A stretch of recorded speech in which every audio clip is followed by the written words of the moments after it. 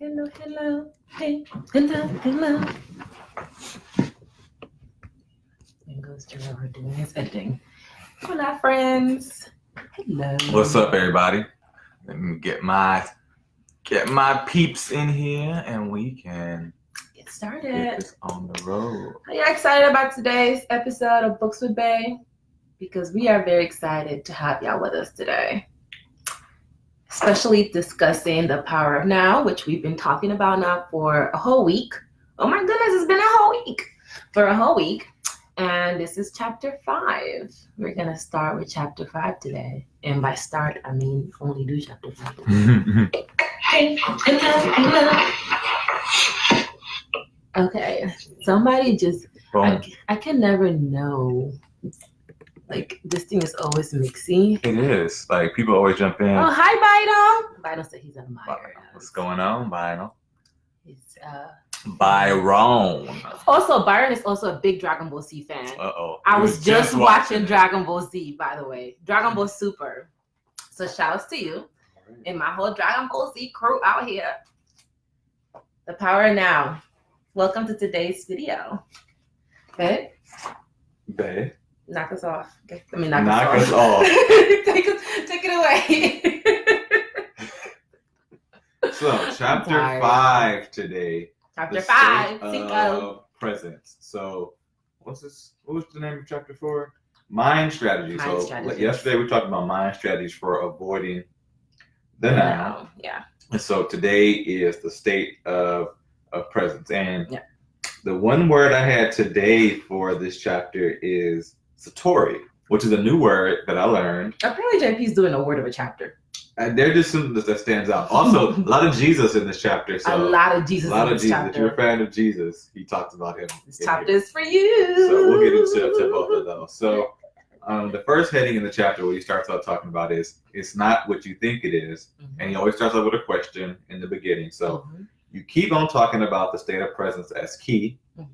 I think I understand it intellectually, but I don't know if I've ever truly experienced it. Mm-hmm. I wonder, is it what I think it is, or is something entirely different? Mm-hmm. And he goes on to say, it's not what you think it is. Mm-hmm. You can't think about presence, and the mind can't understand it. Understanding presence is being present. Highlight that. Me too. So the only way to really be present, if you're trying to rack your brain, if you've been following along for the past couple of days, and like, how can I become present? How can I do more of the things you guys have been talking about? Well, just the fact that you're even having that statement in your head and the fact that you're thinking about being more present means that you're on the road to being more present. Mm-hmm. And you can only really get to that understanding by doing it and being present. Yeah. Oh, let me share this somewhere else. Go ahead, babe. Keep going. So he also goes on to state that as long as you are in a state of intense presence, you are free of thought. So anytime that you're here, you're not daydreaming. You're not just thinking about what's going on tomorrow, what's happened yesterday, and creating these scenarios around it. When you're truly present, you're free of thought, and that means you're here and now. Absolutely. The instant your conscious attention sinks below a certain level, thought rushes in. The mental noise returns, the stillness is lost, and you are back in time. So think about any time that you're sitting and you're with a bunch of people and they leave and things get quiet. Mm-hmm. And then you're like, oh my God, I didn't hear these things going on. Or you like notice the silence for the first time. That's when you're really being present, because that mental noise is gone and it's the stillness. But as soon as it leaves, we get that mental chatter once again. That voice is in our head, is talking to us. That's the mental noise that he's talking about. And that stillness that is lost, you are back into time. Mm-hmm. I think we got something highlighted on this page. Yeah, we have the same thing. On page 94. Go ahead, I got that. To stay present in everyday life, it helps to be deeply rooted within yourself. Otherwise, the mind, which has incredible momentum, will drag you along like a wild river. And if you're wondering, what does it mean to be rooted within yourself? Eckhart actually addresses that. And he states that to be rooted within yourself means to inhabit your body fully.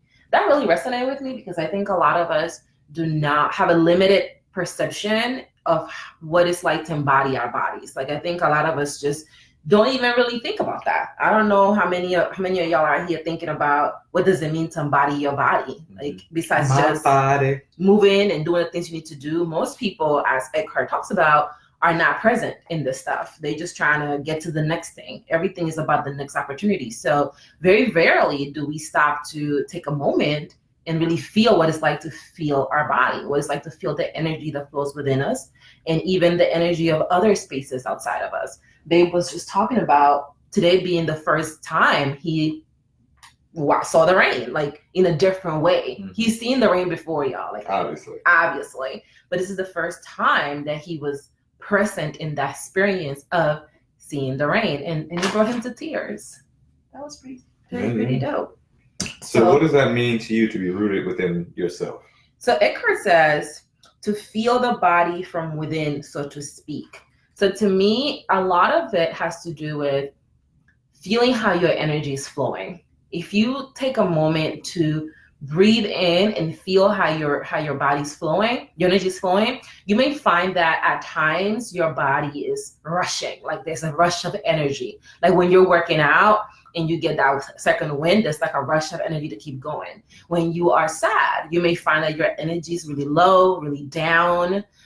When you are excited, you might find that you have a little bit of energy, but it's different than the energy when you're working out, right? So to me, the idea that you fully inhabit your body is that you understand, you might not understand these things, but you feel it. You feel when your energy is at a high. You feel when your energy is at a low. And you know it with other people too. You know when other people's energy is at a high, and you know when other people's energy is at a low too. So to me, to inhabit your body is to feel your body beyond the surface, to feel your body beyond this, and to get deeper into how do I really feel? How does my energy feel? But how do I feel about what's going on right now? Am I joyful? Am I excited? Am I stressed? Really understanding how your energy is channeling. That's really what it means to me. Go ahead. I don't have anything else on that page except for the bottom. So you got a couple things here. So the next thing I have on here is Eckhart starts talking about the idea of waiting. A lot of us see waiting as a waste of time. We see waiting as restless. If you think about when you're in the supermarket and you start waiting, what do you start doing? You feel like, I just can't stand here. I do this all the time. I start wandering around looking for something else to add on my cart. Or when you are at whatever other line, you start like getting fidgety, or you start looking around. Just waiting is not enough for you. You feel like there's something else needs to be happening besides you standing and waiting. So Eckhart begins to talk about that and how we want to be in a space where we want to be alert, so alert, like something could happen at any moment, and you're not in, and if you're not absolutely awake, absolutely still, you will miss it. So a lot of us, if you think about the last show you watched, if you turn away for a second and you turn back, you miss something. And then you have to rewind it, right, to watch it again. But in life, you can't rewind life. You can't rewind your experience. So you have to be really aware so that you can experience fully what is there for you to experience. And a lot of us don't do that. And the thing that Eckhart says is that once you are fully present, once you're allowing yourself to experience what is going on through your senses, as we talked about in chapter 4, then you'll notice that you haven't lost any value, because a lot of us are afraid of losing ourselves, of having some of an identity crisis, and attach our identity to all these different elements. And in reality, that's not something that's going to happen. So you can be present, you can leave the thinking mind alone, and still have a sense of self, have a sense of wholeness. You will not lose yourself by being more present and not giving into the thinking mind. What's up, Leon? We're reading The Power of Now. And we start with our first line about the Lord, Jesus Christ. Yeah. Put it on this. And he says, be like a servant waiting for the return of the master, says Jesus. The servant does not know at what hour the master is going to come. So he stays awake, alert, poised, still, lest he miss the master's arrival. And this was interesting because I actually remember this line from the Bible. I remember the line about be like a servant waiting for the return of the master. And the first time I read this, it was my understanding that I was supposed to be waiting for the Lord. Right. It was like when I read be like a servant waiting for the return of the master, I understood that I'm supposed to be here waiting for God. Like that's supposed to be the thing. But what Eckhart says is that you want to be waiting for your presence. You want to be present in your presence. You want to be poised and alert about what's happening in the now. You want to be alert about the present. You do not want to be waiting for something or someone, but instead you just want to be present in the now. So that really resonated with me. Yeah, and in that same paragraph, he goes on to talk about a parable about the what is this? The women? The 5 careless. Yes. But he's calling them careless, but it's really that they're unconscious. And so this really kind of blew my mind. I actually highlighted the whole paragraph. I got my little bookmark here because first I didn't know of this parable, but he goes on to say that in another parable, Jesus speaks of the 5 careless, which is unconscious, women who do not have enough oil. Oil is their consciousness.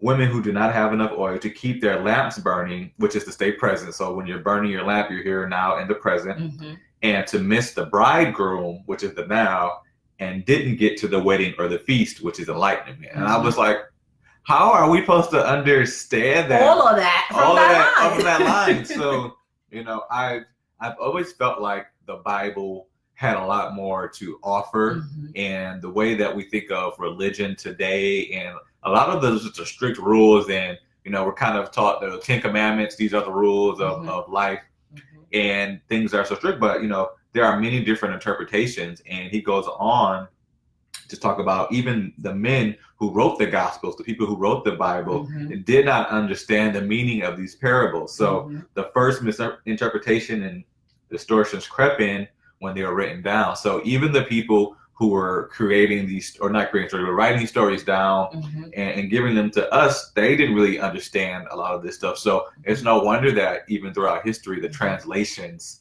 have not been what they actually should be. And so he's really helping us understand that, in the Bible, there are a lot of these stories that apply today, because the people were trying to teach us about enlightenment. They were trying to teach us how to be present, but we've kind of convoluted it over centuries to fit different agendas. And I want us to spend some a little more time in this paragraph, because when he says,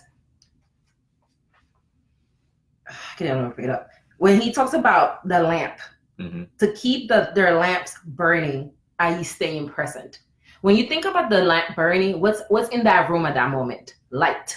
There's light there, because when you lit the lamp, however it is that works, is to lighten the space, is to create light in a room. So that's what presence does for you. I didn't even get that. She just lights your frame. Is the light. The lamp is the light, which is presence. So if the women here that he talks about in the story of the 5 careless women, if they would have been present, they would have their light on. They would have enough oil for their lamp, and that would have ignited their own flame, at least from my perspective. And to me, when I'm present, there's this light within me. I can see things more clearly. I can hear more clearly. I can feel the energy of the room, whether it is a flower, whether it is a plant, whether it is the rain. I can feel that energy, whether it's the words that are being delivered to something that I'm watching. I can feel the energy of that. And when I read this, I'm like, it just makes sense. The lamp is the light. And the light is the now. So if you are present in the now, then you have light. That's why you can see more clearly. That's why you can feel more intensely. That's why you can hear things, because you're not distracted. You are present in that light. And the thing about the lamp is that the lamp doesn't light the whole room like this. If you think about those days, the lamp could only light a certain space. It was a limited space because it wasn't like electricity. So you have to be really focused around that light so that you can really see and be aware. So that really spoke to me. So if you want more of the Jesus stuff, it's coming up. All right? The Jesus stuff. So continuing with those interpretations, so with subsequent erroneous interpretations, the real meaning was completely lost. These parables are not about the end of the world, but about the end of psychological time. We talked about that yesterday in detail. They point to the transcendence of the egoic mind and the possibility of living in an entirely new state of consciousness. And just a reminder, the egoic mind is the mind-made image of who you think you need to be in order to be happy versus what really does make you happy. That's one thing we want to remind ourselves. And the psychological time refers to the worry, refers to worrying about what's going to happen in the future, worrying about the bills for next month, worrying about what you're going to like eat 2 months from now. That is psychological time. It's not in the moment when you're present planning and setting your goals, but it's when you are worried about something that's going to happen in the future, when you are projecting that worry instead of dealing with what's happening in the moment. You seem like you have the first. Beauty arises in the stillness of your presence. So we're getting into what is beauty and how we can actually start seeing it. And he gives the example of Zen masters, and it's the word I was telling you at the beginning, Satori, which means to describe a flash of insight, a moment of no mind and total presence. So he talks about how, throughout our lives, we do have moments of presence. So whenever you hear the background noise, whenever you truly are present, you have a no mind where your mind isn't talking to you. You don't have that chatter, and it's called Satori. And he goes on to say an example of how the Zen masters, I think that's here, when he's smacking them upside the head. You're ahead. I'm ahead. You're I'm getting a little bit ahead. Yeah, a little bit But ahead. Satori is a word that comes up a couple times in the chapter. And then what he states is presence is needed to become aware of the beauty, the majesty, the sacredness of nature. So if you think about when we are in nature, whether you are in a park, whether you are at the beach, whether you are in a forest, wherever it is that you are, and you suddenly start looking around and you just see the beauty of a flower, the beauty of an animal. Like if you were staring at a beautiful animal or animal that you found beautiful, the only reason why you are able to find that animal or that nature or that river or that beach beautiful is because there's a stillness within you. You have stopped being a slave to the thinking mind, and you are able to focus on what's beautiful. And when you think about when you find something beautiful, you are really vested in that thing. You are looking at it. Maybe it's a man, it's a partner. Maybe it's, a female or a male or whatever floats your boat. You're looking at, and then you suddenly are like, you take a double take. Like it's like when someone's passing by the street, and you're like, and you just kind of look at them and you're like, that person is really attractive. Like they are really beautiful. Or when you tell someone, hey, your spirit is really beautiful, it's because you are present in their energy. And if you are not present, you won't know. You won't be able to see beauty. You can see beauty if you're not paying attention, because beauty is about presence and stillness. So if you're always rushing, you are not going to experience beauty because you won't be able to see it. And it's literally about stopping and smelling the roses. I was waiting to say that. Alignment. That thing is, or that so phrase, true. We've been hearing that forever. It's so true. It's about stopping and smelling the roses. And in this particular, smell the roses, like stop, engage with your senses. Like that's one of the keys to being present is smell it, touch it, see it. I don't know, you can taste it if you want, but just be there in the present, and that's what gives everything the beauty, is being there and now. We don't see beauty in the things in the future or the past. Beauty happens in the moment. And he says that there is more.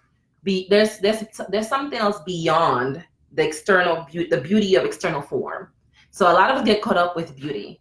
Some people, they suffer when they get older because suddenly the beauty that they have in their youth starts going away. And now they're no longer that beautiful person they used to be back when they were in their teens and their 20s and 30s. Now their skin is changing and their body's changing. And their hairline is gone, and it's an issue. And it's hard when you have been someone that's attractive and suddenly you become unattractive because you start realizing that there were a lot of things you were getting maybe because you were attractive. And someone that's not as attractive might not have that same experience because they've never really been attractive. So they haven't received all those perks that you've been getting. So it could be a real eye opener for that. And he talks a little bit about there's more to that beauty. And once that beauty fades is when you can start looking for that other beauty, the beauty in the personality, the beauty in your energy. And that's why people be joking about the whole, I might not be cute, but I got a nice personality. That's important because beauty fades. But that personality, that love, that kindness, that compassion, that's everlasting. So I would say physical beauty fades, but beauty is always in the physical moment. Beauty is always in the moment. The beauty of form, like plants, they grow in stages, And then even in their death, they're beautiful. Even as they're going into the last stage of their form as flowers, they're still beautiful. But do you find that beautiful, or do you see it as it's not beautiful because it doesn't look like how it looks in its prime, quote unquote, or during a different stage in its process? And to get all those things, or to notice that beauty, you have to become aware of such things. The mind needs to be still. And then he goes on to say, you have to put down for a moment your personal baggage of problems of the past and future, as well as all of your knowledge. Otherwise, you will not see, hear, but not hear. Your total presence is required. Yeah. Wow. That's powerful. You know, yeah, you got that baggage. Put it down. Just like men talk about time, I don't want no woman with baggage. Mm-hmm. I don't want no man that got all this baggage. Well, the reason people have this baggage is that they're not present. They haven't put it down. And we all have things from our past that we're dwelling on, things in the future that we want. But, you know, the answer to all of our problems, and for us to see that true beauty, is really to learn to put that down and forget the past and the future, but also as well as all the knowledge, because the knowledge that we say all the time over here, the curse of knowledge, yes, it gets in the way of you really seeing how someone truly is, because you have all these things you know, and you just kind of, I know, everybody else knows this too. And the truth is, a lot of times we don't know the same information. So we have to remember, once again, to put that stuff down so we can truly see other people. I think that's particularly true in relationships. That's one thing I hear women say a lot. It's like, you should know by now. Why I gotta repeat myself? I gotta repeat. Why I gotta repeat? Like, I don't think I had a woman. Why gotta repeat yourself? I don't think I've ever had a woman tell me that, because I would be like, huh? Why I gotta keep repeating myself? How many times I gotta tell you this? How come you're not listening? And I think a lot of us assume that people know what's in our heads. And it might happen at work too, where someone might say something to you and you're like, why are you sending me this dumb email? Well, they may not have access to that information you have. And we always assume intent. We assume that people are trying to make us upset. We assume that people are trying to come for us. We assume that people don't want to see us have a good time and be joyful. When you were a kid, you'd be chilling, and then suddenly here come your parents asking you to do something. Here comes your mom asking you to do something. So you feel like, I can't get a break. Somebody's always asking me to do something. And I think a lot of us is that knowledge. We think people know what we know, and people don't know what you know. Even if they know the same information, they might interpret that differently. And as a result of that, they're going to respond to you differently. So you have to be open to putting down what you think you know, so that you can see what's going on in the present. I may think I know how to get to a place, but if I go down that route, I may realize that that's not the direction I need to go. So you have to be available for that. Go ahead. When you experience those moments of presence, you likely didn't realize that you were briefly in a state of no mind. Talk about no mind again. This is because the gap between that state and the influx of thought was too narrow. So even when you want to be present, the mind is like, yeah, and it's in your ears, in your head. And even when you want to be present, it's hard, because you haven't trained yourself, and it takes time. And then your satori, once again, the word of the day, may only have lasted a few seconds before the mind came in, but it was there. Otherwise, you would not have experienced the beauty. So the only time you can really experience the beauty is in the present, as we said earlier. And I highlighted, mind can neither recognize nor create beauty. The mind cannot recognize and create beauty. So when you see something that's beautiful and you're like, oh, that's beautiful, that's not your mind. That's the presence within you. That's your essence. That's your wholeness that's recognizing that. And the only reason why you can recognize that is because you yourself are beautiful. You yourself are connected with that same light and that same energy. If you didn't have that, you wouldn't be able to recognize it. Like, what does it say? It takes one to know one. Real recognizes real. Well, that's really what that is. Like, if you didn't have that realness within you, if you didn't have that light burning within you, you wouldn't be able to recognize the beauty in the flowers, the beauty in the rain, the beauty in the plants, the beauty in a spouse. You wouldn't be able to see that if it wasn't because please leave that to whomever sees that. Like, there's no need for that to be my ear. Wow, that was intense just now. Keep going. You got it. You got it next. You got some underlined. I underlined, many people are so imprisoned in their minds that the beauty of nature does not really exist for them.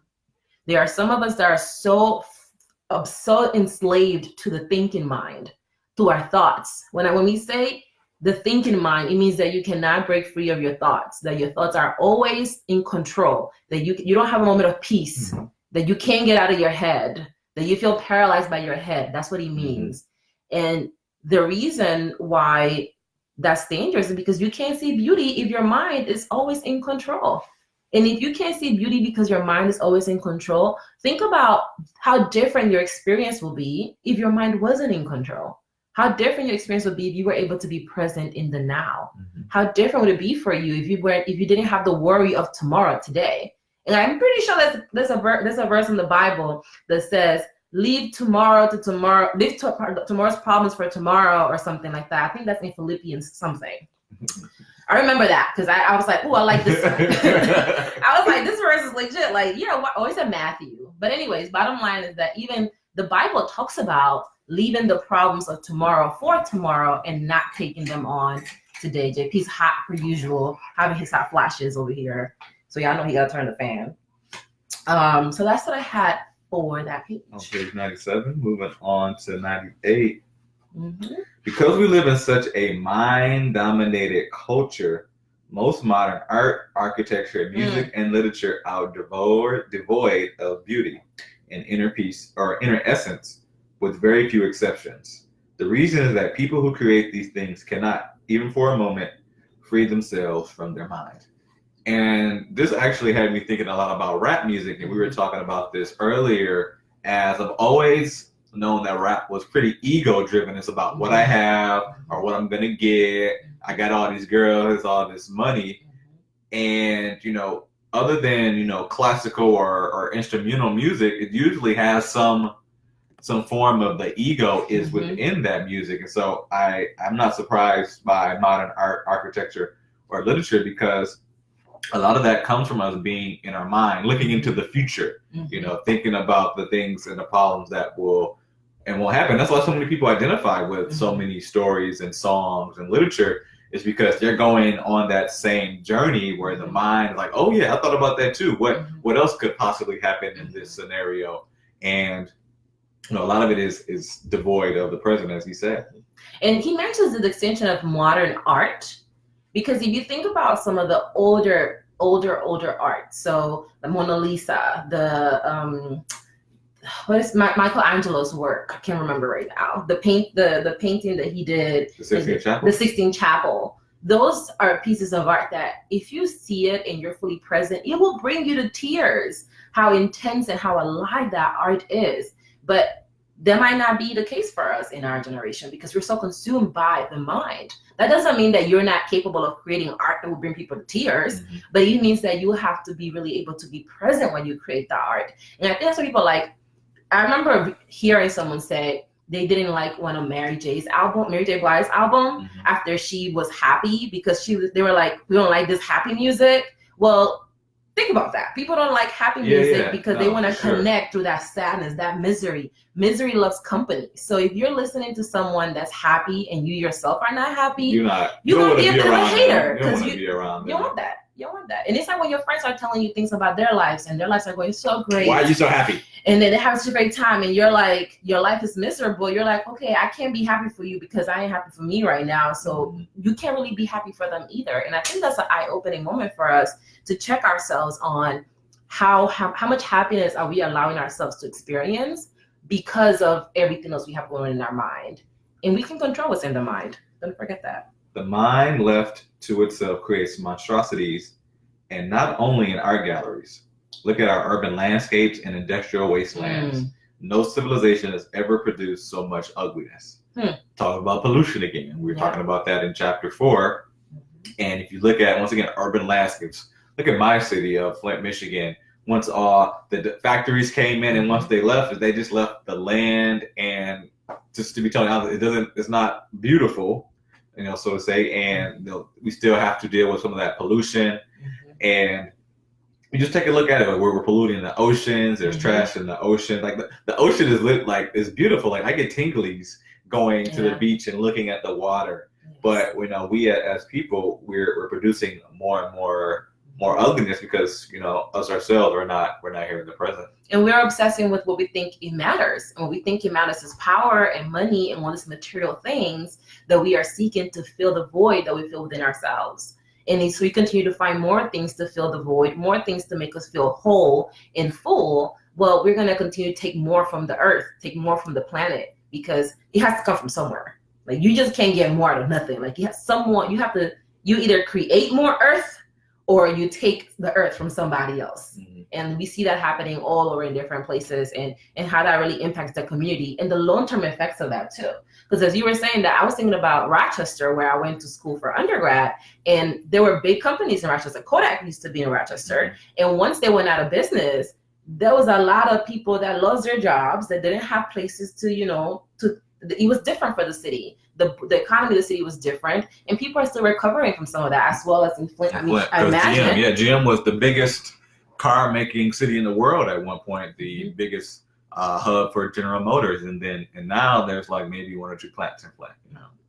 And people are still trying to recover from that. Where are those people going to go? And if they go somewhere, are they going to come back home? Is that connection still going to be there? And that also plays into effect in everything that's going on.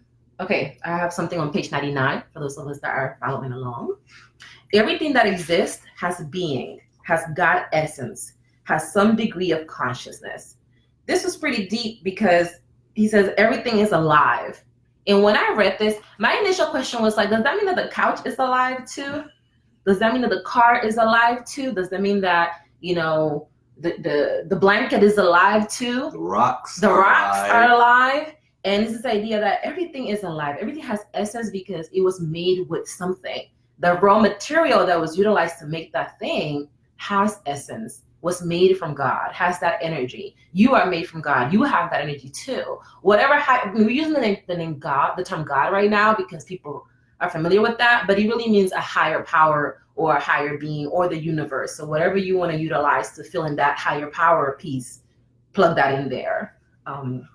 So yeah, everything is alive, y'all. So when we kill the cockroaches, yeah, they're alive. And I have to say, the more I'm being present, the harder it is to kill cockroaches, guys. I know. This is kind of wild. But when I see a roach now, and I'd be like, I kind of have to kill you, roach, because you're spreading all sorts of germs in my house. I asked myself, are you spreading germs in your house? I was thinking that same thing earlier today. I'm like, in the humans spread mad germs. Like humans are mad dirty. Like you go outside with your shoes, you bring them in the house, your dirty clothes. Like humans are gross. Have you seen humans interacting? Like you picking your nose, you're touching. It's a lot of germs you're carrying around, and I'm like, dirty. Is the roach really the root of your problem here? Like, should you leave this roach alone? And those are the questions you begin to ask yourself when you become present. Are you on the next page? I am, yes. Page 100? Yes. All right. Or I have some things before you. You do. So, page 100. God essence expressing itself in form. Okay. So, in order for you to experience the pure essence that you have to be present. Mm-hmm. Because if you're not present, you're worried about the next thing. You're worried about the job. You're worried about the kids, the husband, the wife, the rent, the grocery, whatever. And unless you stop worrying about all those things, you won't have the ability to see your own God essence and to see how amazing you truly are and how capable you are, because you'll be too caught up worrying about the things that you think you quote unquote need to be worrying about as a quote unquote adult. So particularly as millennials, a lot of us are worried, not me particularly, but a lot of people are worried about buying a house. Like, are they always going to be able to buy a house? Some people are worried about debt. Like, are they going to pay their debt? The baby boomers already told millennials that they're always going to have that debt for the rest of their lives. So they're never going to pay it off. So unless they wave that magic wand and wipe it away, the government decides to sign that blank check. Yeah. But other than that, you feel that weight on your shoulders. And if you are someone that you struggle financially, that's a weight on your shoulder. Before you eat, while you're eating your current meal, you're worried about the next meal you're gonna have. So it's really hard for you to be present when you feel like that needs to be the focal point of your mind. But that's not going to necessarily impact you while you have that meal, while you wait. Like, I could be worried about buying a house 10 years from now, but that doesn't help me right now. So I think a lot of us find ourselves in that space. And he uses this example about the a fish. The fish. I think JP should tell you about the fish because he seems a little excited. Well, I'm excited because I've been saying this for a while, but we'll get to that point. So, and this example says, if a fish is born in an aquarium, let's call him John, and you write out a birth certificate for him, and you tell him about his family history, and then 2 minutes later, he gets eaten by another fish. That's tragic. Right? But it's only tragic because you projected a separate self where there was none. You got a hold of a fraction of a dynamic process, a molecular dance, and made a separate entity out of it. I wrote down, you added a story. Yes, you added a story. So you had a fish. You saw a fish. You had a fish. It was just a regular. Swimming around. There are billions of fish. You know, fishy things. Trillions of fish. Fishy things. And then you were like, that's my fish. That's my fish. That's, first of all, now it's your fish. Suddenly. Right. It's my fish. And he has a name. And his name is John. And John's mom is so-and-so. And John's dad is so-and-so. Just think about it. We have a fish. His name's Eric. And we've talked about we're going to get Eric someday in the future. A fish that we don't have, and it already has a name. Has a name, right? Eric has had a name for 5 years. And we don't have Eric. We don't own the fish. We don't have any pets. But we were like, we're going to get a fish because it's the only pet that cleans after itself, that we don't have to be cleaning after like that. And his name is going to be Eric. And we gave Eric a name. Now, peep game. There's also a snake that be hanging around our complex. Ricky. We also gave it a name. The snake's name is Ricky. Ricky. Why did we do all of that? What? Because we need the story. The human mind likes stories. You like the idea of the hero. You like the idea that there is a fish. Ooh, what's the name of the fish? Right. Where does the fish live? What does the fish do? What do they do? Do they go to school? Does the fish think about Finding Nemo? Y'all love some Finding Nemo. I love me some Finding Nemo. Like, oh my God, I was a little baby fan. Like, oh my God, is he gonna make it? We love a story. That's why people love movies and reality TV and shows. Like, because it unravels the story, and the mind loves stories. Right. If you have a thought right now, you'll see how that thought starts creating a story around it. Right. And it unravels this dramatic thing about the story. And then you'll be like, how did I even start thinking about this? Right. 2 hours later. And you think about when someone in your family dies, you're boo-hooing, crying, you're mourning, but somebody just died just now across the world, and you're not crying about that one. It's because we have a story attached, we have feelings attached.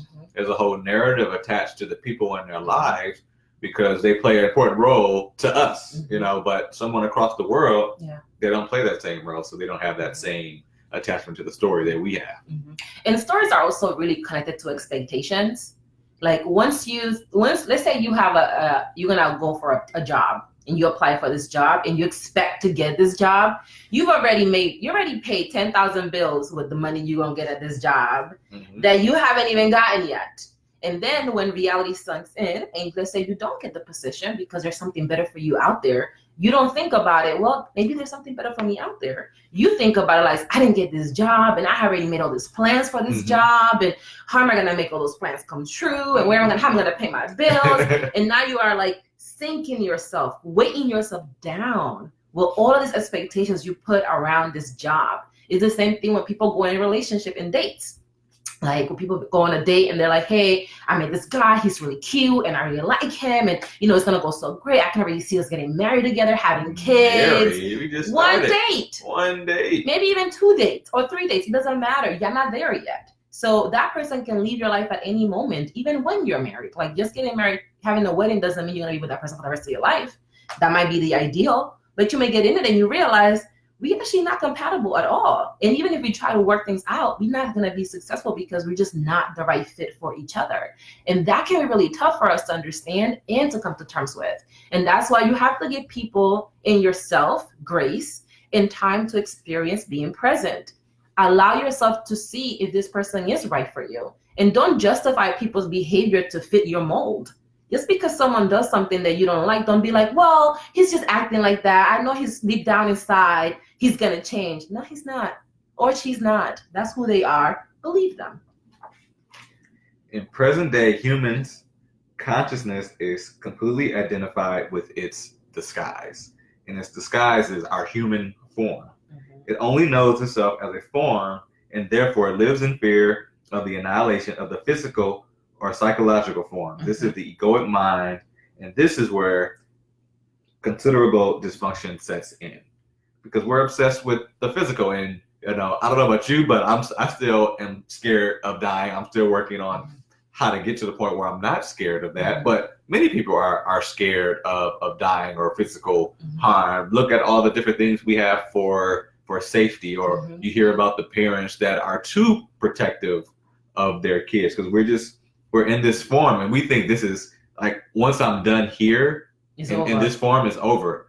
But in reality, we continue to live on. We were always here. Our energy was always here. Everything that's a part of the universe was here at the beginning of the universe. Nothing new has been created. We just changed into a different form. But our minds can only identify with how we are right now. We don't know what we were thinking before, we were in this form. So the mind has to preserve that because it doesn't know.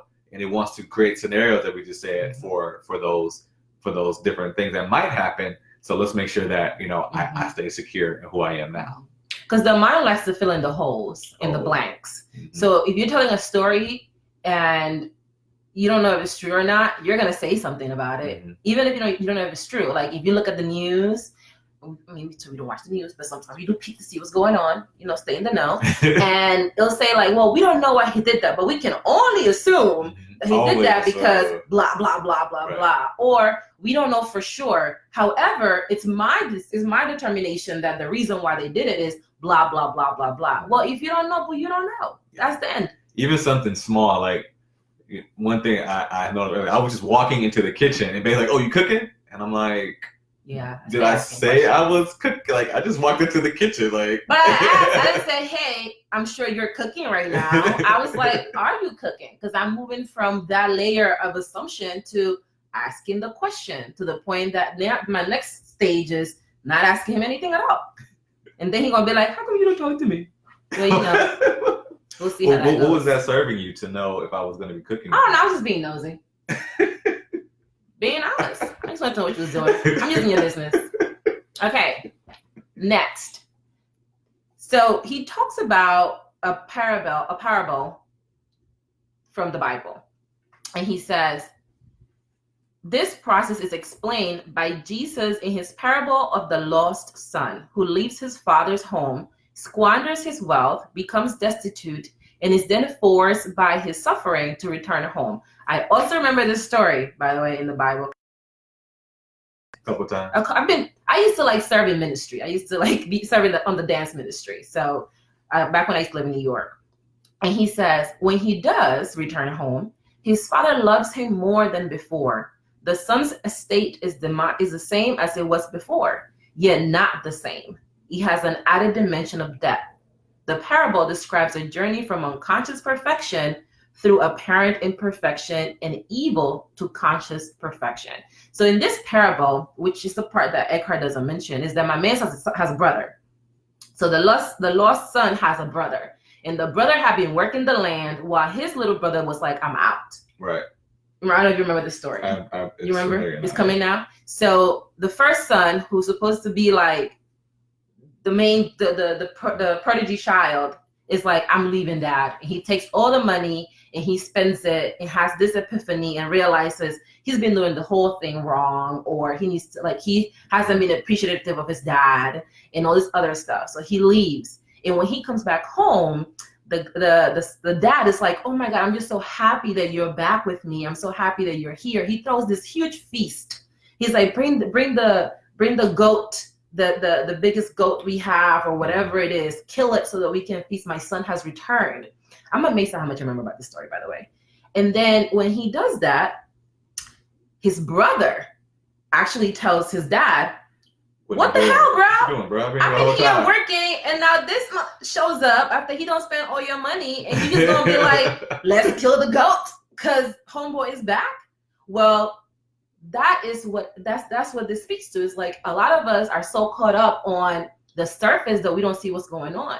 The father understood that what was important wasn't the material stuff, is that his son was back and that his son was actually conscious, that his son was present, that his son wanted to be a human, like someone that felt, someone that understood. And instead of being sucked in by material items, his son actually wanted to be present in his life and love him as a son. And I think that is what we talk about here. A lot of us are unconscious because we think that what's most important is money. We think that what's most important is wealth, is the job, is the kids, is all these different things. When in reality, what's more important is you. It's you, is how you feel about yourself, is how you treat yourself, is how you love yourself. That's really what's important, because that dictates how you treat other people. If you think the job is more important, then the job will come before everything else, before the partner, the kids, before the family. The job, you're going to be working late, you're going to be a provider instead of a father, or a provider instead of a mother, because you're going to be more consumed by what you think is important. If you look at what you're spending most of your time thinking about, that's what you think is the most important thing.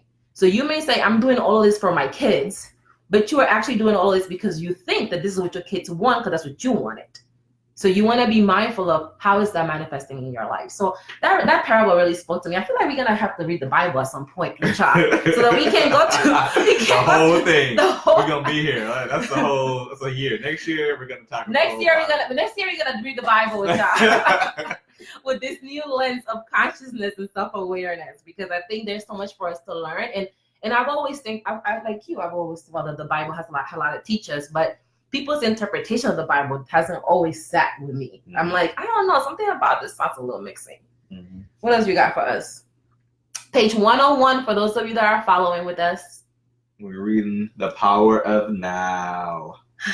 So page 101, he goes to talk about the deeper and wider significance of becoming present and as the watcher of your mind. So he goes on to say, whenever you watch the mind, you withdraw consciousness from mind forms and then becomes what we call the watcher or the witness. Mm-hmm. Consequently, the watcher, which is pure consciousness beyond form, becomes stronger and the mental formations become weaker. So once you start to be present, it only feeds on itself to help you become more stronger, and the mental formations become weaker. So that voice, that chatter in the head becomes weaker, because you're no longer being controlled by it. It's no longer guiding you day to day, and you're just literally like stepping back and look at it and like, that's what do you do? What are you talking about? That's crazy. And you're laughing. And then he talks about that before. You find yourself laughing at some of the things that come across your mind, because you're like, where did that even come from? I was not thinking about that, and that's kind of crazy. I had a scenario. I don't know how this happened, but last night before we went to bed, I'm laying in bed and I'm trying to be present, go to sleep, and then I was thinking about, is the door locked? And then from that thought of the door locked came a whole scenario of someone coming in, breaking in, me having to jump behind the bed, and some gun I had under the bed to have to fight them. Right. This is all within the matter of like 10 seconds, right?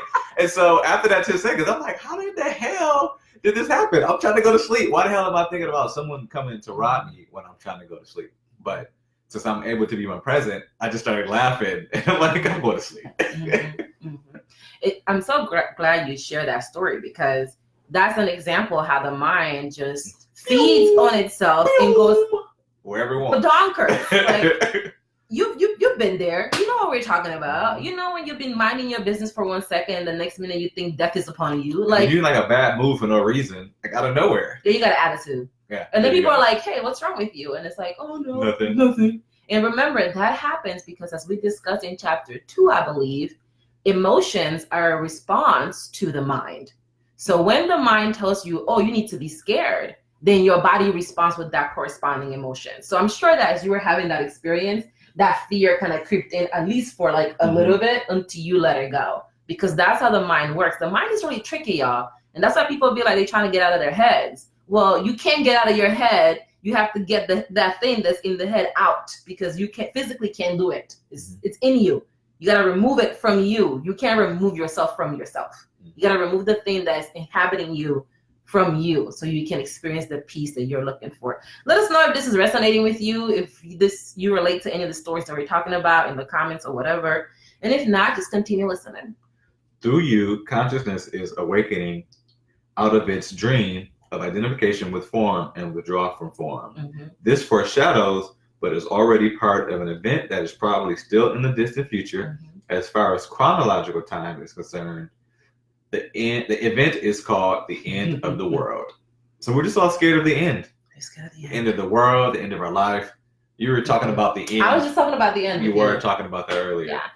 Yeah. One of the things that I went to this talk earlier today called this monthly gathering of creatives. It's called Creative Mornings. And the theme is the end. That was the theme today.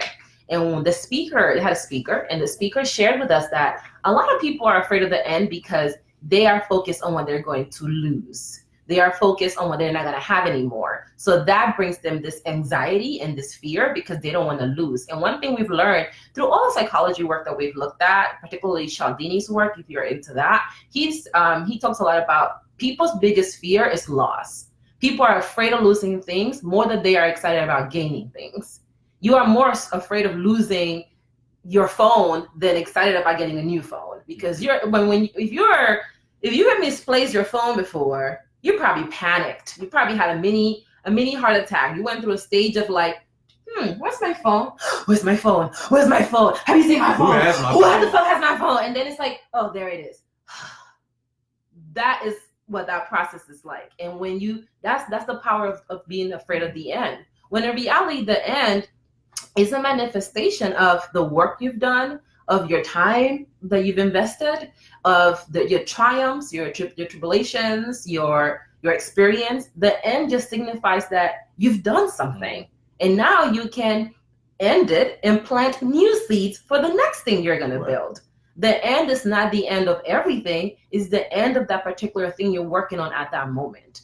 And for me, that's something I was telling JP that I struggle with, because I've stayed at jobs way longer than I think I would have stayed at jobs, because I was so afraid of the idea of the end. I was afraid of like, oh, I'm going to end this job, or am I ending it the right way, or blah, blah, blah, blah, blah, blah, blah. And instead of just being like, my season here has come to an end. Let me end this season and make room for my new season. Let me plant those new seeds. And a lot of us don't plant new seeds because we're so busy watering dead plants.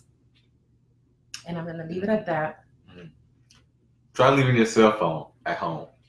We do that. And see that you won't die. I do a lot. I leave my phone, my ID, and my bank card. I do too much. ID You've done that too, so stop throwing shade.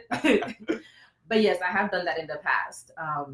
What do you have next? I got a whole page. Oh, you're on page 102. So I still have some on page 101, where Eckhart says, when consciousness frees itself from its identification with the physical and mental forms, it becomes what we may call pure or enlightened consciousness or presence. Hey, Janelle. This has already happened in a few individuals, and it seems destined to happen soon on a much larger scale, although there is no absolute guarantee it will happen. So Eckhart says, we are shifting now in a place where a lot of us are going to be awakened. We have it at our fingertips to experience this consciousness. You see us millennials talking to you about this. I don't know how many of the millennials are here, 30-year-olds talking to you about this, but we are talking to you about this, and we hope that as we ignite this flame, you're going to bring your own candle over and light your own candle so that you can spread that light with everyone that you know. And Eckhart says that there is a movement towards that. That's in your favor right now, but it's not for sure. You have to do the work. You have to be willing to awaken. You have to be willing to experience life in a different way, beyond your limitations, beyond what you could have imagined, because you can't imagine what you're capable of. That's how amazing you are. You just can't possibly capture all in your head, because that's how amazing your power is. That's how amazing God's power is. That's how amazing the universe power is. Can you imagine creating all of this stuff? No, right? But you are capable of that because you're made of the same thing. All right, we can move on. You have a lot. Yeah, I do. I have like a whole page. So, do you have anything on here that's highlighted? I need to go back a little bit. All right. So, most humans are still in the grip of the egoic mind of consciousness, Mhm. identified with their mind and run by their mind. Mhm. If they do not free themselves from their mind in time, they will be destroyed by it. It's a word. Destroyed by your own mind. So anytime that you're doing self-sabotage, anytime you're overthinking all the negativity that may be in your head, it doesn't serve you. It only serves the mind. JP's computer be shutting down. Yeah, the video feed. So feed. I don't know if anybody else can't see, but my wife probably should know. Whatever. It's fine. It's whatever. It'll be destroyed. So the egoic mind has become like a sinking ship. Mhm. If you don't get off it, you will go down with it. So that's what we're doing here. We're really trying to get off of that ship and tell the mind to just be, you know, just let me live. Relax, let me be bro. present. Then Eckhart talks about drugs and how they play That's a why I role. have this whole page highlighted. He talks about that. Oh, this is what this things mean? Yes. The whole page is highlighted? The top means the whole page, the side means the paragraph. Oh, okay. Yeah, I yeah. see. All right. Got it. Understood. I'm just looking at his markers that he got on his book. He has a lot. Eckhart says, everyone does that. Oh, here he goes. Already for most humans, the only respite they find from their own minds is to occasionally revert to a level of consciousness below thought. You might need to refresh, bro. Maybe. Sex, alcohol, and drugs that suppress excessive mind activity also have that effect to some extent. So he says that when you are using drugs, whether it's alcohol, sex, or whatever drug you decide to indulge in, whatever, that's helping you quiet your mind. And that makes some more sense because when I used to drink, I'd be like, oh, this whole song's about this. Blame it on the alcohol. You know, when you do things, you do it because you're drunk, not because it's really who you are or how you act. People that have drugs that are harder drugs, again, they try to escape, whether it's like all the hard hitting. It's always about escaping. In the day when I get home, I have that drink, I'm gonna light up because the day has just been that crazy. It's been so much in my ear, people in my face. I just want to chill, relax, and just calm. Unpack myself. Unpack all that baggage that we talked about earlier. Put it down. And he says, if it weren't for alcohol, tranquilizers, antidepressants, as well as the illegal drugs, which are all consumed in vast quantities, the insanity of the human mind will become even more glaringly obvious than it already is. I believe that if deprived of their drugs, a large part of the population will become a danger to themselves and others. Let's sit with that. So does that mean we need to keep the drugs because that'll keep the crazy people from going crazy? I don't know if that's what it not means. Crazy, but however, the people who are controlled in the mind. The drugs help us break free for a moment. That's why people become addicted to drugs, because they have a break they want that moment from their mind. They get out of their thoughts. Wow. And when you get out of your thoughts, you need the drug to get you out of those thoughts. I call my dad. Get you out of those thoughts. And if you're going through a lot in your life right now, you may feel like that glass of wine is the thing that might help you get out of your thoughts. When I was living in DC, I went to a period of time where I was going through a bottle of wine a day. You want me to pick up some wine from the store, babe? Pick up some wine. Yeah, I'm just gonna get a glass. Yeah, and then nobody ever gets a glass. First of all, a glass of wine turns into two bottles of wine. We have friends two over. bottles.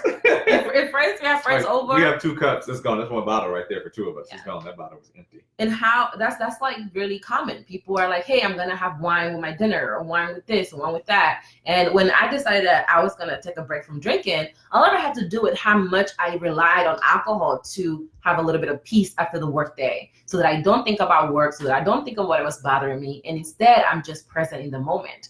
And a lot of us are using these drugs or just substances in general to free ourselves from that stuff. That's why people can't sleep.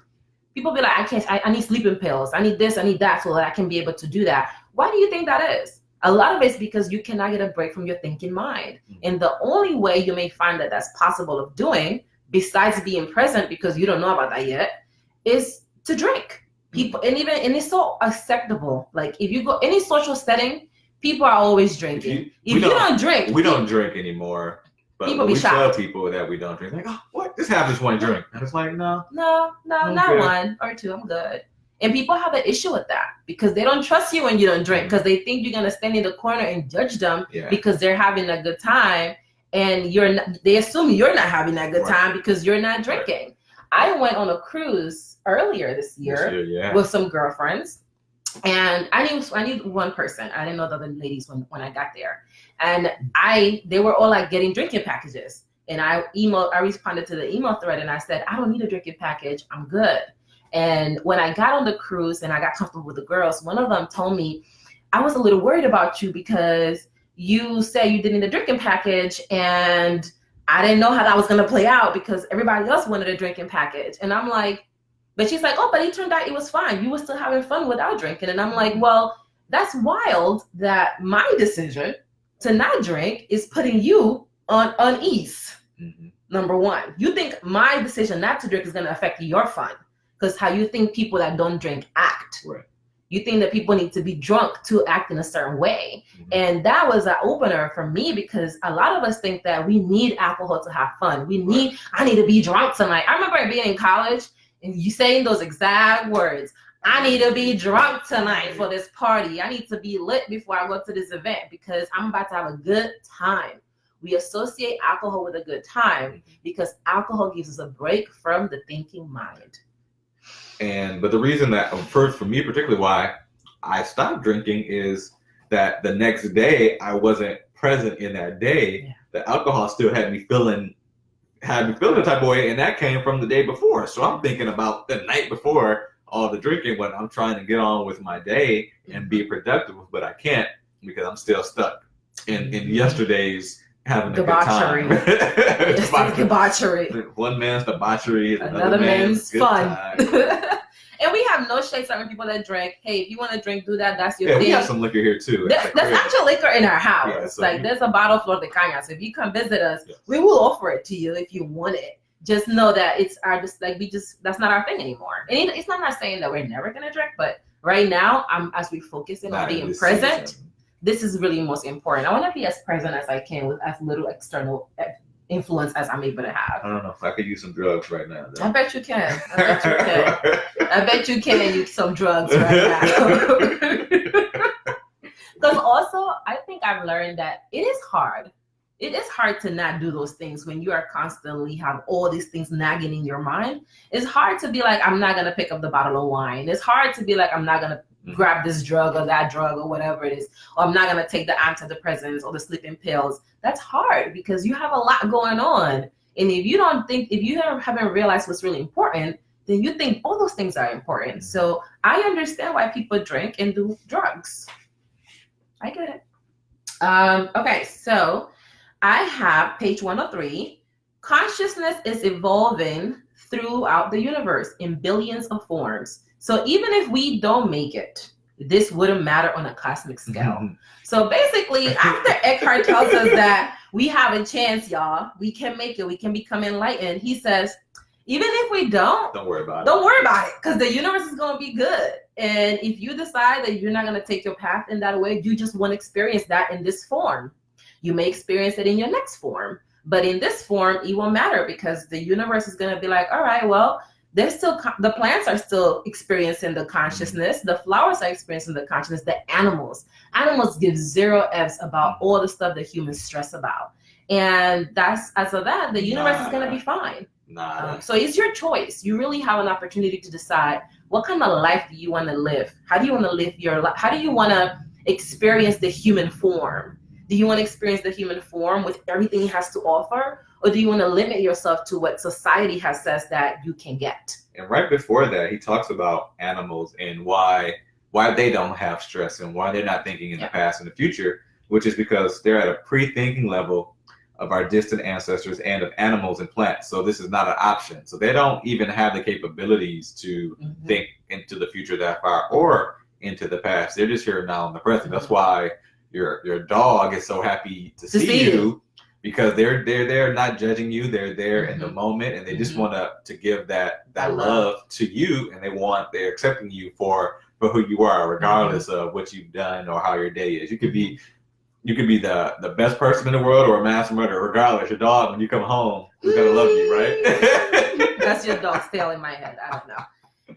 And I think I've read that the dog's memory, y'all can correct me if I'm wrong, it's like 7 seconds or less. It's definitely less than an hour. Like a dog's memory doesn't a dog doesn't remember a lot of what happens. Sometimes I wish I could do that. And because the dog doesn't gotta be stressed, because the dog don't know that you got bills. Even if you told a dog, tell that to cats. Cats are another one. Cats definitely don't care. Here. We need that Men in Black thing so we can just like erase the last seconds of that shit. I'm like, I don't want to think about this shit. So then Eckhart drops another gem on us, per usual. There's nothing personal in this. So that whole thing about it's going to be good whether you decide to experience your human form and everything it has to offer or not. Well, he says there's nothing personal. I am not teaching you. You are consciousness, and you are listening to yourself. There is an Eastern saying, the teacher and the taught together create the teaching. You cannot really teach something to someone unless they absorb it. Right. In which, if you tell someone something and they don't absorb it, you didn't teach that.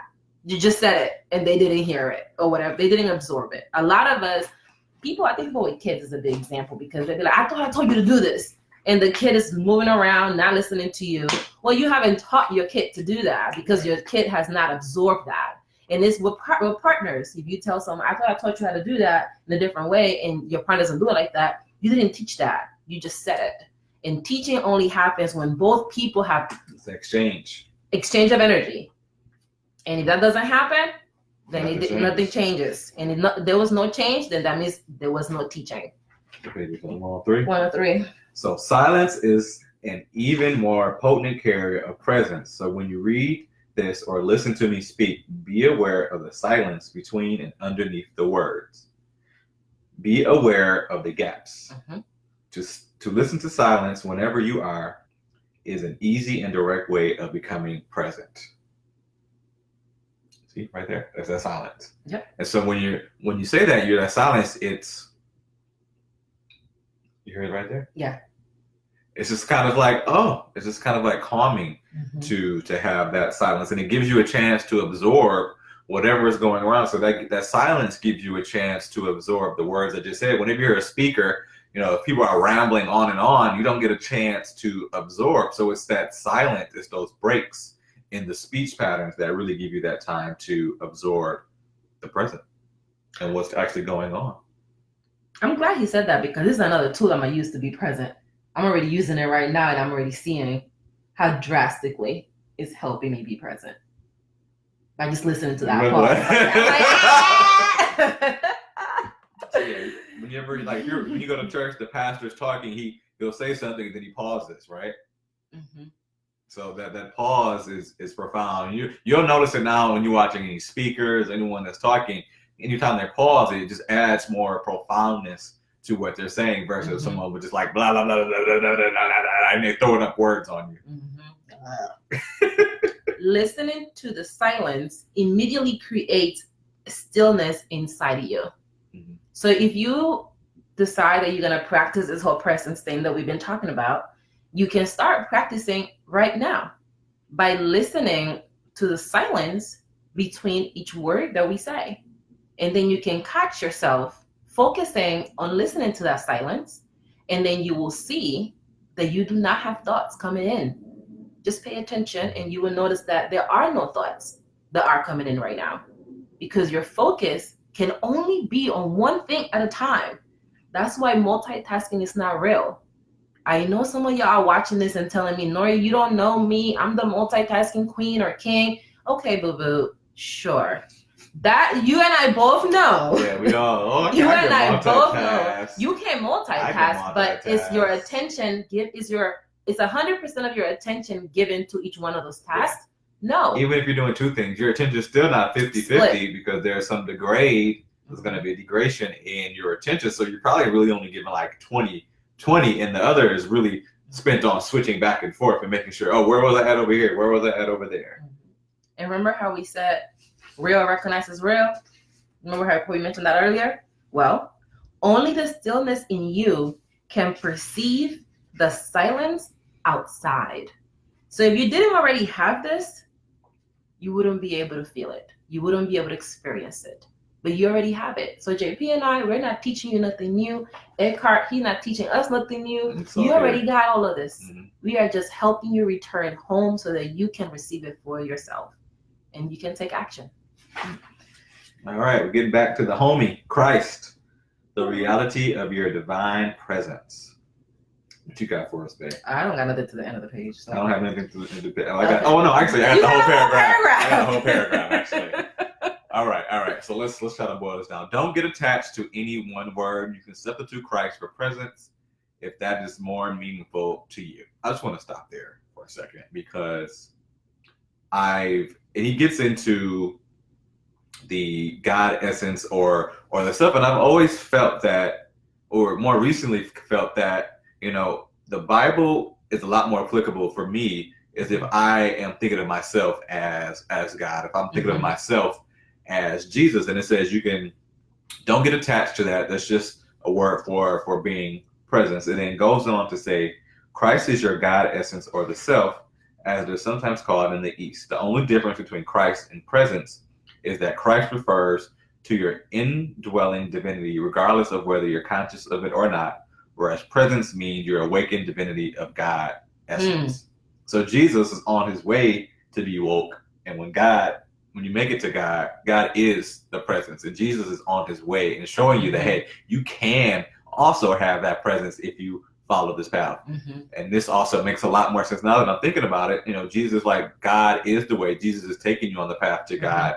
Jesus is taking you on that path to the enlightenment, that path to consciousness. And when you do reach that God essence, that God status, that's when you become present. So you watch Dragon Ball Z and you're watching Super, Goku is on to the God mode. And so he is now reaching to that presence, and he's starting to move and do his actions without thinking so much. He's just present in the moment and letting that guide his actions. I know, right? Bruh! All right.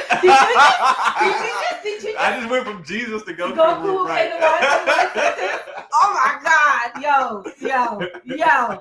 Okay. Y'all not ready. Y'all don't know what's going on right now. Y'all not. You don't hear us. You're not here right now. Like, you just. All right. Okay, so I want to make a distinction though, because he says Christ. Right. So I think Christ is the now. Yes, presence. The presence, right? You can substitute Christ for presence. Okay, so how I understanding is Christ is the now. Yes. And God is what you get on the other side of the now. It's that peace, right? It's the presence. It's what you accomplish when you surrender to the now. Right. When you're not fighting what is, then you can experience God. Right. You can experience what that is. Then he goes and says, many misunderstandings and false beliefs about Christ will clear if you realize that there is no past or future in Christ.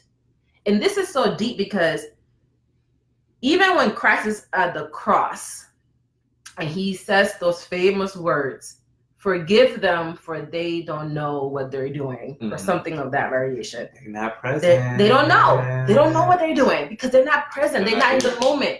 They don't know what they're doing to God, to Christ. They're caught up in the pollution of the world. Yes. And then he goes on and says, to say that Christ was or will be is a contradiction in terms. Jesus was. He was a man who lived 2,000 years ago and realized divine presence, his true nature. And so he said, before Abraham was, I am. He did not say, I already existed before Abraham was born. That would have meant that he was still within the dimension of time and form identity. The words I am, used in a sentence that starts in the past tense, indicate a radical shift, a discontinuity in the temporal dimension. In other words, even he understood that it's like, I am. It's not. There's no past and there's no future. It's just what's happening right now, and that makes sense because That explains why Jesus was hanging out with everybody that was quote unquote trifling for other people. That's why he was hanging out with the beggars and the prostitutes and everyone was poor. Even the nature where he was born, like where he's born, it's like it's poor conditions, and that's why people couldn't understand it. If you are the Son of Christ, why are you out here being so poor? Why are you not rich? You know, the devil is like, if you really are the Son of God, jump out of this and God will come and save you. Again, that temptation to try to push you outside of the now and force you into the egoic mind. If Jesus would have had an ego, it would have been a different story. It would have been a different story. I don't think we would be here. I don't think we would be here. The world would have ended, like you said. Yeah, if Jesus would have had an ego, it would have been quiet for all of us. Eternity, of course, does not mean endless time, but no time. Thus the man Jesus became Christ. So Jesus, the man, becomes Christ, a vehicle for pure consciousness. God said, I am that I am. No time here, just presence.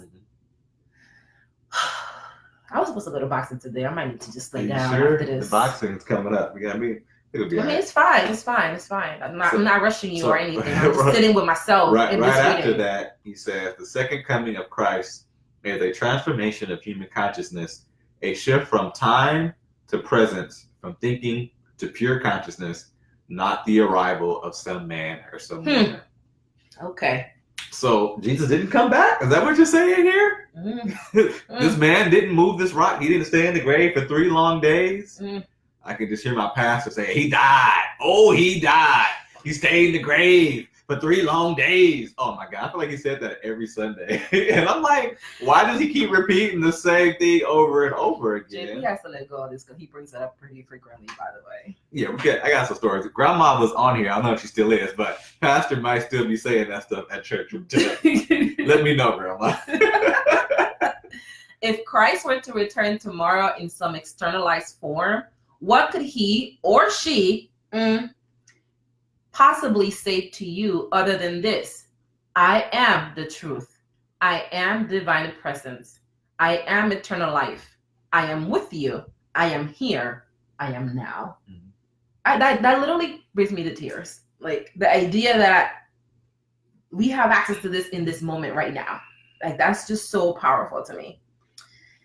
Then I also have anyone with a strong ego will regard them as insignificant or more likely not see them at all. So here he talks about the enlightened folks, the people that were enlightened during the time of Christ.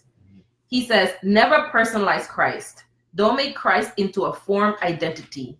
Avatars, divine mothers, enlightened masters, the very few that are real are not as special as a person. Without a felt sense to uphold, defend, and feed, they are more simple, more ordinary than the ordinary men or women. Anyone with a strong ego will regard them as insignificant or more likely not see them at all. If you think about Mother Teresa, if you think about Gandhi, if you think about even Martin Luther King, if you think about all these people, like Mary Magdalene, which was one of the prostitutes, I believe, that was hanging out with Jesus. If you think about all these people that turn out to be all these, let's call them people for the sake of this. If you think about all these people that we've learned about through history, they were commoners. They were regular. The rich were like, why is Jesus hanging out with them? Why is Jesus not at the temple? What did God do to the temple? Didn't he went in and turn everything upside down and, wanted to destroy the temple where people were making transactions and making all this money with the quote unquote powerful people? Because God didn't care about that. Jesus didn't care about that. His ego wasn't feeding that stuff.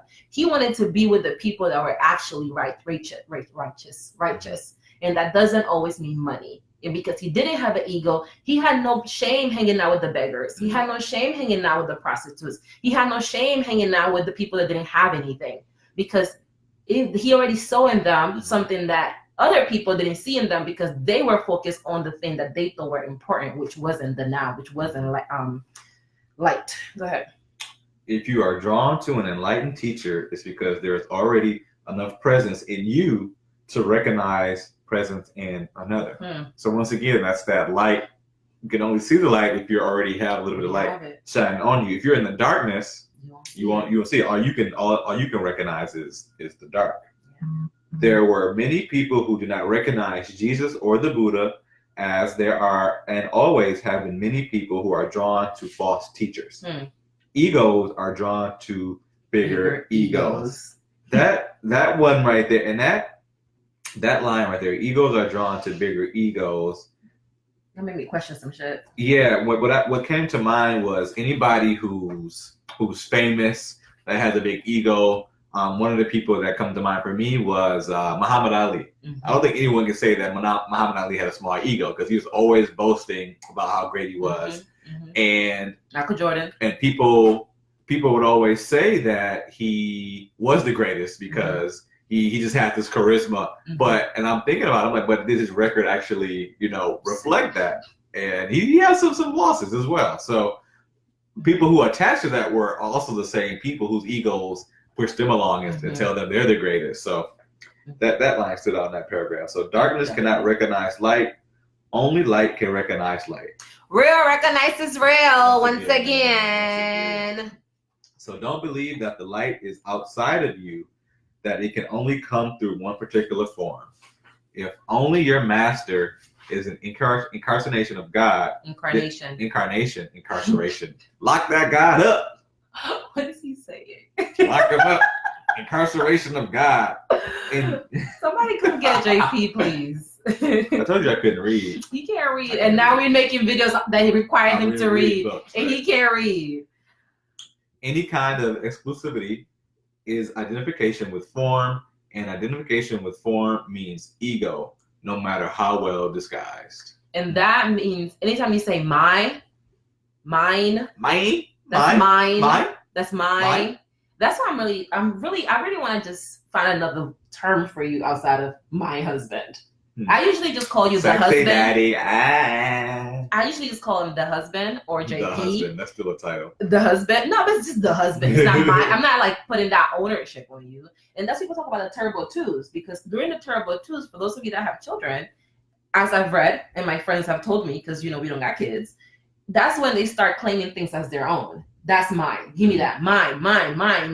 That's when the ego begins to manifest, which is crazy because I read that in college and I just understood it this moment that I am sharing it with you right now. So anytime you say this is mine, my job, my boyfriend, my kids, people love that. Y'all with kids, y'all not gonna like me because my kids, you start thinking that you have ownership over them. And anytime you have that, it has a real strong hold on you and how you think you need to act. And that can get really, really crazy. Because then when when my kids don't do what I want them to do, is a problem. Not because the kid want to be a kid, but because your ego is not being satisfied by the behavior of your child, by the behavior of your spouse, by the behavior of your parent. Mm-hmm. So you tend to project into people what you think you want, and you get upset when people don't feed that because you have created a storyline and you think that your kids are supposed to do what you tell them to do.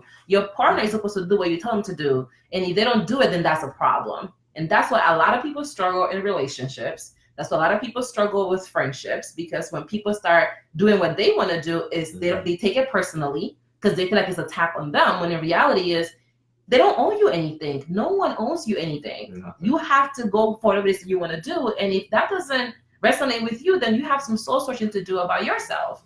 No one owes you anything. The universe doesn't owe us anything. And yet it gives us everything we need to live the life that we want to live, that we can live. So this is a part where I'm excited about because I wanted to ask Bay about this. All right. And he says... Not Bay, the book. No, you are Bay. Oh, I wanted to ask you. No, but you said I say. No, I said I wanted to ask Bay about this. And yes. He says. Shut up. Eckhart says, group work can also be helpful for intensifying the light of your presence. A group coming together in a state of presence generates a collective energy field of great intensity. So I wanted to ask JP about this because he tells me the story about when he was high school. Mm-hmm. In high school, he had done this group work with some of his classmates, and it didn't really go as he wanted it to go. And as a result, he told his teacher that in the next round, not to give him any group work because he wasn't going to do that. And that to me, did you have any idea that at that moment you were not helping intensify your life presence? I did not. Where you were like, F this group work. Yeah, no, I was worried about the future, aka my grade on the project. But on the other hand, I knew that because I'm on basketball team. I play sports, and you can't go out there on the court by yourself and play 5-on-1. Like, you got to have a team, whether it's football, basketball, or anything. And now, if you look at in our business, we're deciding to do things more together now. Well, I'm pretty sure we're going to have a lot more success working together because it's more energy. That means there's going to be more ideas that come to the table, and they're going to be more refined because they're not just me coming up with something. It's not just her coming up with something. It's with us bouncing these ideas off each other. That's what creates that energy. When two atoms get together, they start spinning around each other. That's what creates the energy. So I definitely agree with what he says here about the group intensifying light. And also, if you're in the darkness and someone's in the light in your group, well, you can't stay in the dark for too long. They're gonna bring you. You don't have a choice. Yep. So for those of us that don't like group work, there might be a reason to do it. I'm just saying. Although group work is invaluable, it is not enough. Once again, Eckhart gives it, and Eckhart takes it away. Oh, you in a group? That's good. That's cool. But you still gotta work on yourself too. Although group work is invaluable, it's not enough, and you must not come to depend on it. Nor must you come to depend on a teacher or a master, except during the transitional period when you're learning the meaning and practice of presence. I'm so happy he included that section. Learning the meaning and the practice of presence. This is us. We're practicing. This right is now. Us talking about it, learning it, and sharing it with you. And right now, we're learning from this book, but we're not looking to depend on this book. When I read this book, it's about helping me remember what I have forgotten about myself that I didn't know. And then Eckhart can remind me of that. So whether it is a personal trainer for someone that might be into physical activity, whether it is a life coach, whether it is a therapist, whatever it is that's helping you through your own experience, you don't depend on that person. Make it your job not to depend on that person, that you're going to be present and you're going to absorb because you're transitioning.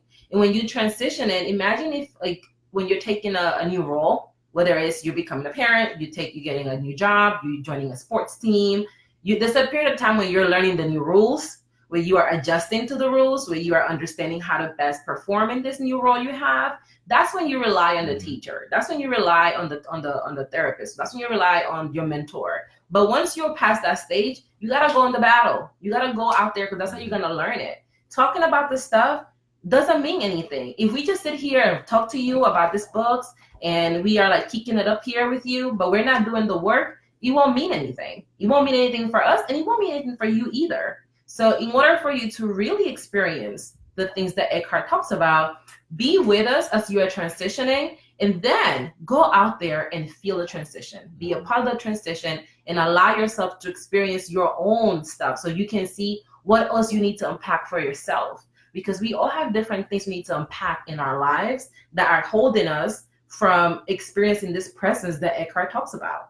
Some of that for me has to do with my mother, with my father, has to do with different types of experiences within those things. Some of it might have to do something with your parents too, but the experience might be different from you than what it is for me. The memory that I remember obviously is different from me than your memory because it's a different experience. So do go and experience this on your own. Don't take our word for it. I know it sounds super cute being present, but be present. Feel it. Feel the cuteness. Don't just look at it as something that you can do, but really embrace it and take it on. Yeah. And with that, that's it for chapter 5. Full transparency, I thought this video was going to be a lot shorter because this chapter is only 10 pages long, but I was wrong. Just as long as the other ones. Just as long as the other ones because there's so much to cover. Chapter 5. So tomorrow, chapter 5. Tomorrow, are we doing tomorrow? Saturday, we'll figure it out. Saturday's day off. Saturday's day off, we but may We're reading. By. Saturday doesn't stop us to read, so this is just, what, an hour? We can do this. Yeah, hour and a half. So chapter 6, the inner body. What else we got going on? We're gonna have a talk because we've been doing this for 5 days. This is kind of something we started doing just because we wanted to do it. There was no real, like, we're going to go make money or just have to be super simple. We just wanted to share with y'all. What we're doing. And we were reading anyway, and we were talking. We had this conversation. Like, we're going to continue to talk about this even after. So this is just kind of a glimpse of what we do on a regular basis, and just wanted to share and have this be helpful for you too. We both have our business as well. I coach millennials in business, and Bay works with millennial women with their mental health and helping them get unstuck. So we're going to continue doing those things as well, but there are going to be other things coming as well, along with Books with Bay. Yes. So, especially for the couples. Like, if you have a boo, or if you want to get a boo, if you're thinking about marriage, like, be on the lookout, because we're going to be dropping some things. And we have to remember to introduce ourselves at the beginning of this video. I'm Nori. This is JP. I'm the husband. He's the husband. No longer my husband, but the husband. The makes it sound like it's important. The husband. The only one. The husband. But it's really because I don't want to address you like I own you or something, because I don't. JP works. I think that works. JP. Oh, I like Bay. Bay is good. Bay works too. Anyways, thank you for spending time with us today, and we will see you next time. JP's fans, Nori's fans, thanks for joining. Girlfriends. Bye, friends.